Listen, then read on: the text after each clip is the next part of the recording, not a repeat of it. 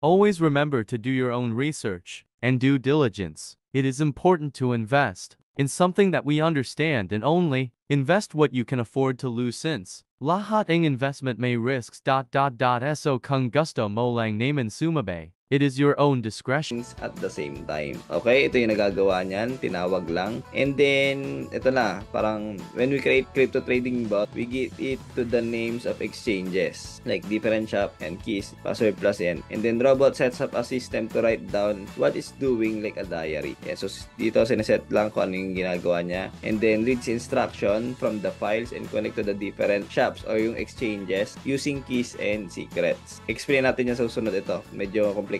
Okay, so ito, ledger setup. So, ledger setup, ito yung kumbaga tinuturuan natin si AI na, alam mo yun, isulat niya kung ano yung ginagawa niya. Kumbaga, para magkaroon ng lag. So that, ma-check natin kung ano ba yung ginagawa niya. Then, next is configuration loading. Dito naman sa configuration loading. So, ayan, ina-open niya yung file and binabasa niya yung settings in which nagkakalaman siya ng which coin, kung alin yung crypto na ite-trade mo and magkano yung amount ng money na gagamitin mo doon sa trade. So next program is exchange initiation. So ayan, parang sisimulan niya ng kumbaga pagpasok sa palengke, gumamit na siya ng keys and secrets para makalag o makapunta doon sa different shop o yung exchange nga, yung palitan, bentahan ng crypto in which doon siya magte-trade ng coins. So coins na lang sinabi ko dito para alam mo yun, kahit ordinary yung mga tao maintindihan yung coins. Kasi cryptocurrency parang medyo, alam mo yun, malalim pa. Meron ng video about cryptocurrency. So, maybe mauna yun. Kung mauna ko man yun i-upload and flash ko. Kung hindi, lagay ko na lang yung link.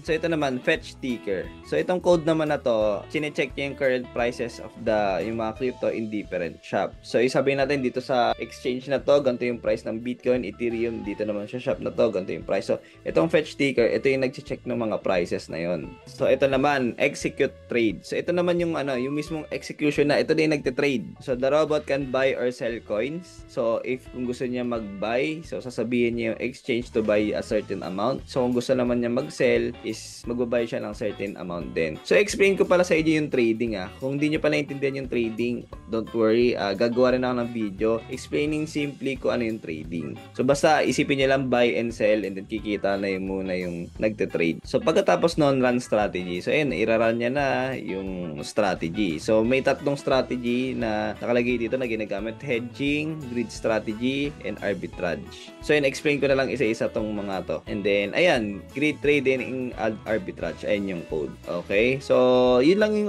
yung computer program na nandun. Siguro sa sa 4 hours cube to. So, kung gusto niyo lang in-depth gumawa ko ng video doon sa iba pang mga tools. Okay? So, ayan, hedging. So, makikita niyo dito may picture ng ice cream tsaka ng kape. Sa kasi, sa trading, alam mo yun, may chance na umangat, may chance din na bumaba. Pero pag gumamit tayo ng hedging, basically, so explain ko lang talaga to ng simple para maintindihan ninyo na regardless of the market condition, okay ka pa rin. So, halimbawa, sabihin natin, uminit. So, okay ka kasi meron kang ice cream Tapos, pero kung kabaliktad nyo nangyari, sabihin natin, lumamig. Okay ka pa rin kasi meron kang hot chocolate. Okay? So, yun yung hedging. Ganun yung strategy na yun. Kumbaga, it's either bumibili ka ng dalawang asset so that maprotektahan ka sa loss, or siguro meron kang dalawang magkaibang position sa market so that maprotektahan ka sa loss. So, yan, basically protection yan sa loss. Okay? And then, next is itong grid strategy. So, grid strategy, kung alam niyo yung color game, di ba parang sa color game, yung, hindi ko alam kung alam yung escalera or yung martingale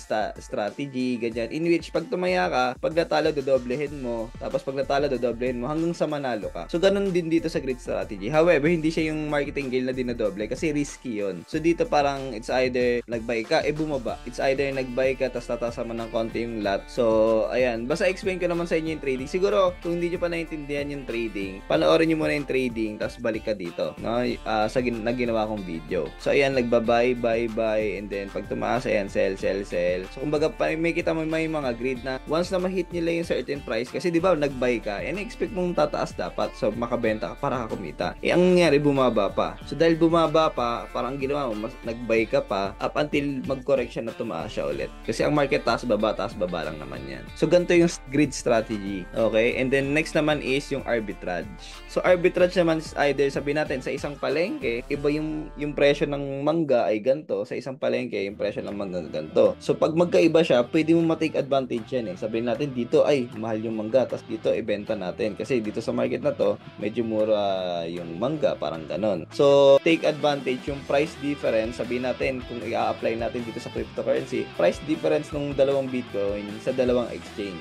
Meron naman ding arbitrage strategy in which bibili ka ng Bitcoin, pagkabili mo ng Bitcoin using Ethereum, bibili mo naman ng USDT, and then bibili mo naman ng Ethereum. So, kumbaga, taking advantage of price difference ng tatlo. Sabi natin, in simple terms, yung mangga is iba yung price compared doon sa orange, and then is iba yung price niya doon sa cherry. Parang gano'n. So, pinaikot mo, kasi yun, kumita ka ng pera because of the price difference. And since ang Qubits Cube, gumagamit yan ng quantitative trading or using math, statistics, bago mag-trade. So, ayun lang. Basically, ganun lang kung paano kumikita si Qubits Cube. But still, syempre, there's a risk pa rin kung gusto nyo sumabay, di-join kayo sa community namin. Meron kaming Facebook group. Ayan, pwede kayong mag-join dito sa Facebook group namin and sa GC namin and sa TG community natin. So, mag-PM lang kayo and message me doon sa Facebook account mo, Michael James Corbera Hermano.